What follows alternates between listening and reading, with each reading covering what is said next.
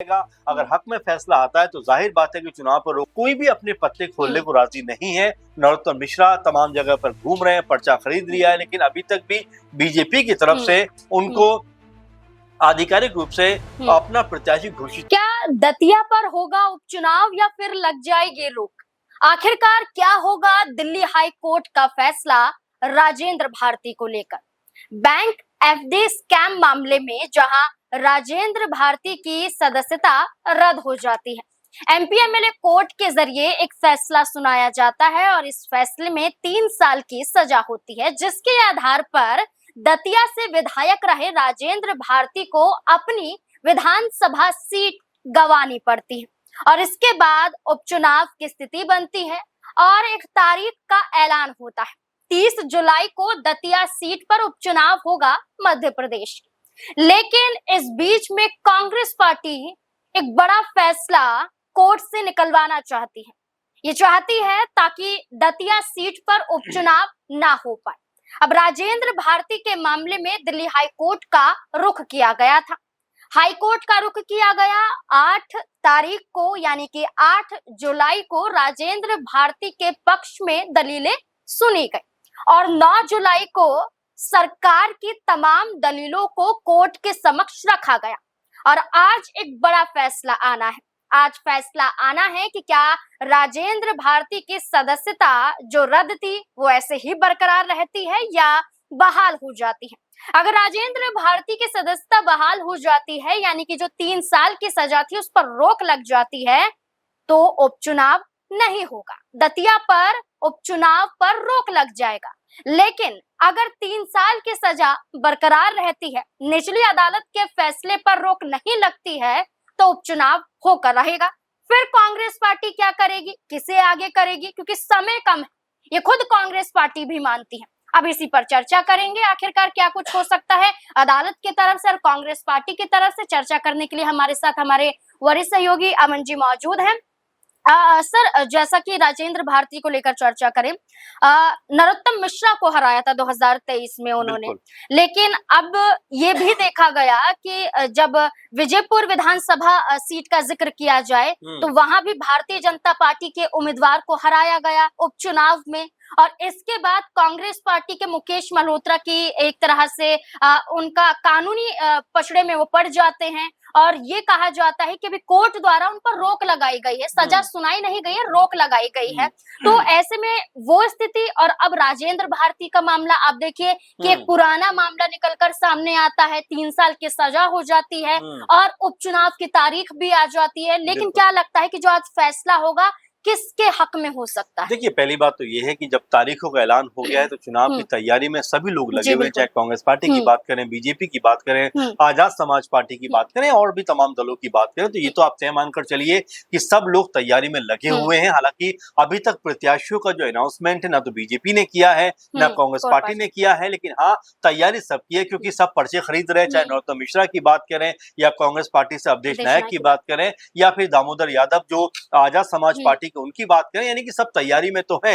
लेकिन चूंकि आज एक बड़ा फैसला आने वाला है हाईकोर्ट की तरफ से कि क्या राजेंद्र भारती की जो सदस्यता रद्द की गई है क्या वो बरकरार रहेगी या फिर उसके ऊपर रोक लगती हुई नजर आई, क्योंकि हम अतीत में भी देखें तो कई एग्जाम्पल ऐसे मिलते हैं, चाहे अब्बास अंसारी का देखें, राहुल गांधी का एग्जाम्पल देखें, जहां पर उनकी सदस्यता रद्द तो की गई लेकिन जैसे ही मामला हाईकोर्ट या सुप्रीम कोर्ट में जाता है तो उनको राहत मिलती हुई दिखाई पड़ती। तो क्या राजेंद्र भारती जो कांग्रेस पार्टी के जो है 2023 में विधायक चुने गए थे, क्या उनके हक में फैसला आएगा?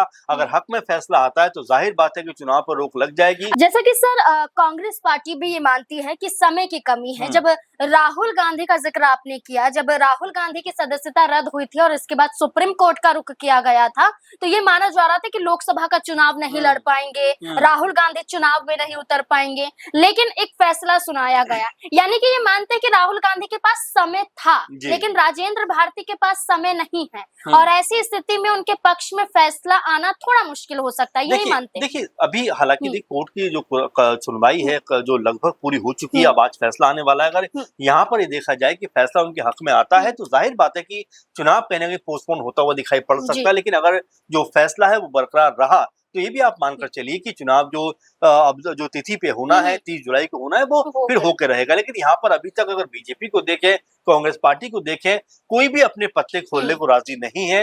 नरोत्तम मिश्रा तमाम जगह पर घूम रहे हैं, पर्चा खरीद लिया है, लेकिन अभी तक भी बीजेपी की तरफ से उनको आधिकारिक रूप से अपना प्रत्याशी घोषित नहीं किया गया है। तो ऐसे में सवाल भी उठते हैं कि क्या बीजेपी इसी बात को लेकर हिचक रही है कि फैसला आ जाए उसके बाद हम अनाउंसमेंट करें, या बीजेपी किसी और चेहरे के ऊपर दाव लगाना चाहती है? क्योंकि तो जो कैलाश विजयवर्गीय ने बात कही वो यही बात नजर आती है कि देखिए अभी कई लोग इस उसमें है, दौड़ में है, रेस में है, और किसी का भी नाम फाइनल हो सकता है। लेकिन चूंकि नरोत्तम मिश्रा 2023 से पहले तक चुनाव जीतते रहे हैं, 2023 में उनकी हार होती है, ऐसे में क्या पार्टी उनका नाम आगे करेगी, क्या पार्टी उनको लेकर चलेगी? अपने आप में ये अभी भी कौतूहल का विषय बना हुआ है, क्योंकि नरोत्तम मिश्रा जब से चुनाव हारे हैं लगातार जो है दरकिनार से रहे हैं, कहीं भी नजर नहीं आते। लेकिन अगर हाल के दिनों में देखें तो तमाम सभाओं में नजर आते हैं, तमाम लोगों से मिलते हुए दिखाई पड़ते हैं, और उन्होंने पर्चा भी खरीद लिया है। यानी कि ये माना जाए कि उनका नाम कंफर्म है, ये पूरी तरह से हम नहीं कह सकते, और ये कहा जाए कि उनका नाम कंफर्म नहीं है,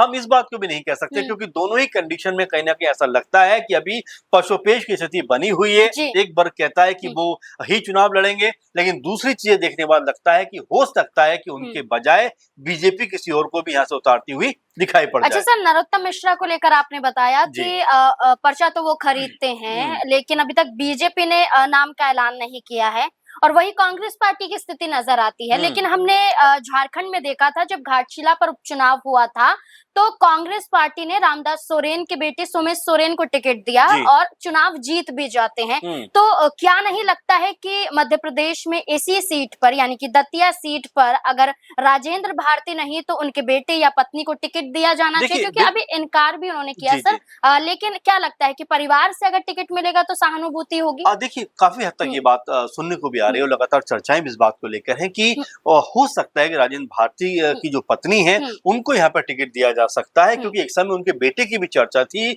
और राजेंद्र भारती जो है अपने बेटे के साथ में कांग्रेस के आला कमान से भी मिलते हुए दिखाई पड़े थे, तो संभावना लग रही थी कि उनके बेटे को टिकट दिया जाए। लेकिन अब जो खबरें निकल कर सामने आ रही है, हो सकता है कि उनकी पत्नी को यहाँ पर टिकट मिलता हुआ दिखाई पड़े। लेकिन उसके अलावा अगर हम पूरे माहौल को देखें कि क्या कोर्ट का फैसला यहाँ पर राजेंद्र भारती के हक में आएगा, क्या कोर्ट का फैसला उनके खिलाफ जाएगा, अभी इसको लेकर तमाम तरह की कयासबाजी बाकी है। लेकिन आज शाम तक लगभग ये कंफर्म हो जाएगा कि आखिर जो दतिया सीट है जहां पर उपचुनाव है, क्या उपचुनाव होगा या फिर ये उपचुनाव पोस्टपोन होता हुआ दिखाई पड़ेगा। अच्छा, आजाद समाज पार्टी के दामोदर यादव चुनाव में हैं, उन्होंने पर्चा भी खरीदा और एक तरीके से पर्चा भर भी दिया, उन्होंने सबमिट भी करा दिया। क्या लगता है कि एक ऐसा चेहरा आजाद समाज पार्टी के जरिए उतारा गया है, तो क्या मुकाबला कड़ा भी हो सकता है? देखिए जाहिर बात है, दामोदर यादव की बात करें तो लगातार चर्चाओं में रहते हैं, बयानबाजी करते रहते हैं, दतिया को लेकर लगातार उन्होंने अपने लिए एक माहौल जरूर बनाया है, लोगों से मुलाकातें करते हैं, बातचीतें करते हैं, और आजाद जो है वो भी उनके समर्थन में जाने वाले हैं, रैली करने वाले हैं। तो बिल्कुल ये बात स्पष्ट है कि उनको भी कमजोर प्रत्याशी मानना कहीं ना कहीं ये भूल हो सकती है।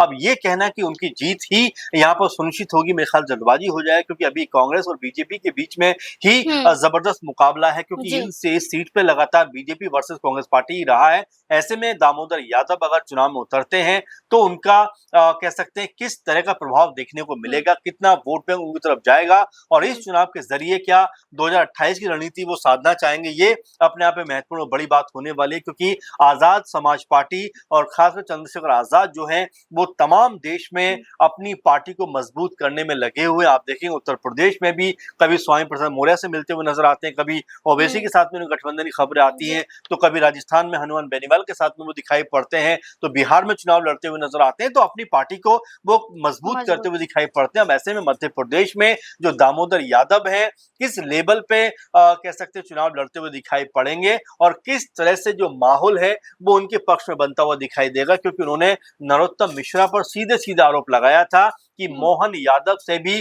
ज्यादा, यानी उनसे भी 10 गुना ज्यादा अवैध संपत्ति पर उन्होंने कब्जा किया हुआ है। इस तरह के आरोप जो नरोत्तम मिश्रा के ऊपर दामोदर यादव ने लगाए हैं, तो पॉलिटिकल माइलेज लेने के लिए, पॉलिटिकल अपने पक्ष में माहौल बनाने के लिए अभी से बयानबाजी तो कर रहे हैं, लेकिन कितना सपोर्ट उनका लोगों को मिलेगा ये तो 3 अगस्त को जब परिणाम सामने आएंगे तभी पता चल पाएगा। बिल्कुल, लेकिन आज एक बड़ा फैसला दिल्ली हाई कोर्ट से सामने आ सकता है। न्यायमूर्ति मनोज जैन एक फैसला ले सकते हैं और ये फैसला किसके पक्ष में होगा? सरकार के पक्ष में होगा या फिर राजेंद्र भारती के पक्ष में होगा? ये देखना काफी दिलचस्प और अहम होने वाला है। लेकिन इस बीच में ये भी कहा गया है कि अगर आज फैसला नहीं आता है तो ये फैसला सोमवार तक आ सकता है। अब जल्दबाजी है क्योंकि समय नहीं है। इसी बात को लेकर कांग्रेस पार्टी लगातार गुहार लगा रही है कि जितनी जल्दी हो उतनी जल्दी आप फैसला सुना दें। हो सकता है कि ये फैसला आज ही आ जाए, लेकिन अगर फैसला हक में होता है तो कांग्रेस पार्टी आसानी से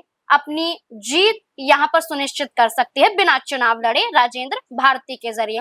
लेकिन देखना होगा कि आने वाली स्थिति क्या बताती है कांग्रेस पार्टी को लेकर। आपको क्या लगता है? आप भी अपनी राय हमारे साथ जरूर साझा करें। धन्यवाद।